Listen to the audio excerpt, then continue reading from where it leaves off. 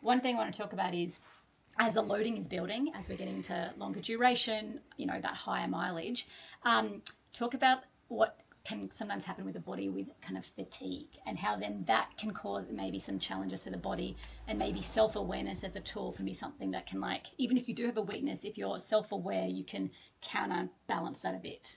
Yeah, I think as loads going up, the demand on your system, and that, training load is one of them, but I think you mentioned it before that everyone has a different load in it. Like when we think about training load, we're not just thinking about how much running you're doing or strength. We're talking about, what are your stresses in life? What are your stresses with kids? What's work like? Yep. What else do you do in your day? Like all of those, what do you do for work? Are you on your feet a lot? Like all of that stuff plays a significant role in your overall load. And then we're talking about capacity. Now, like, is there things that you can do to fill up that cup so you can tolerate more? Absolutely. As you start getting fatigued, you might notice like certain things in yourself. Yeah, you might kind of get into all those sort of postures. I think the other thing is, like, if you're starting to get an impact on other like forms of your life as well, like are you a bit more irritable? Is your sleep impacted? Because it can be. Like all of those things can start kind of creeping into your life, and if you are self-aware of them, I think like it is.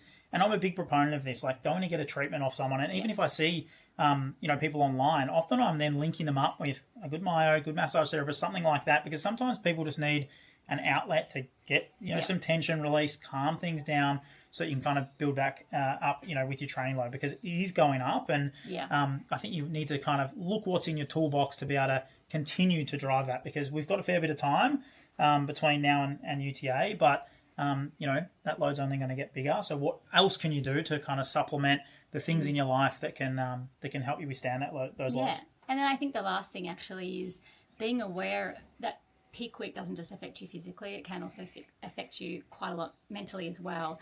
And one way to preserve the challenge of this time, firstly knowing that it's going to give you a lot of, like, you're going to reap the benefits from the challenge, but is also like learning how to like advocate that in advance to the people in your life, to kind of bring them as like support tools, because I think it's in the lack of communicating about that, and sometimes people don't, because they just have no idea that it's going to happen to them. But you want to get allies onto your process versus people who are like, you're always so tired, you're getting grumpy, like you shouldn't do it. At the end of the day, you've invested so much to get to this point. Don't downplay the investment of bringing people to be in your team in the challenge. Absolutely. Yeah, I think that's huge. Having a team around you in anything, I think, is hugely beneficial. And, as some of these loads are going up and up and up, and it's a big deal to train for a race like this, like bring people into your corner, whether it's family, friends, bring them along for the ride, and, celebrate with them at the end as well. Awesome. Thanks. Thank you, Sammy. Appreciate it. And, we'll give the details below if you want to reach out to Al and his team, but we also have some other resources within the base camp relating to physical therapy support as well. Thank you, girls.